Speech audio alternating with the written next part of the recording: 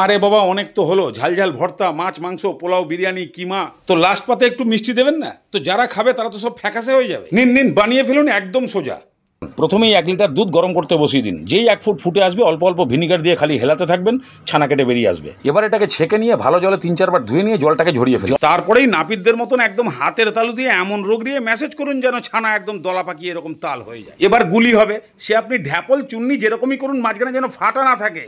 হয়ে গেলেই 100 গ্রাম চিনি আর 400 গ্রাম জল দিয়ে খুব ভালো করে ফুটিয়ে দিন। ওই ফুটন্ত অবস্থাতেই ছানার গুলিগুলোকে দিয়ে 10 মিনিট হাই ফ্লেমে ভালো করে ফোটান। অল্প অল্প করে চিনির শিরা উপরে ছড়িয়ে দিন, তারপরে ঢাকনা দিয়ে 5 মিনিট আরো ফোটান, তারপরে নামিয়ে দিন। এবার রাবড়ি দেবীকে বানাতে হবে। 500 গ্রাম দুধ গরম করতে বসিয়ে দিন। দুধটা সামান্য গরম হয়ে আসলেই 10 টাকা বালা 1 প্যাকেট গুঁড়ো দুধ, এলাচ গুঁড়ো, কেশর, কিছু ড্রাই ফ্রুটের টুকরো আর 100 গ্রাম চিনি দিয়ে ভালো করে ফুটিয়ে মোটামুটি এই থিকনেসের করে ফেলুন। যখন এরকম রাবড়ি জমতে শুরু করবে তখন মিনি রসগোল্লাগুলোকে রস ছিপে এর মধ্যে দিয়ে দিন। বাস এবারে 7-8 মিনিট খালি ভালো করে ফুটিয়ে দিলেই তৈরি হয়ে যাবে একদম জম্পেস টেস্টের রসমালাই।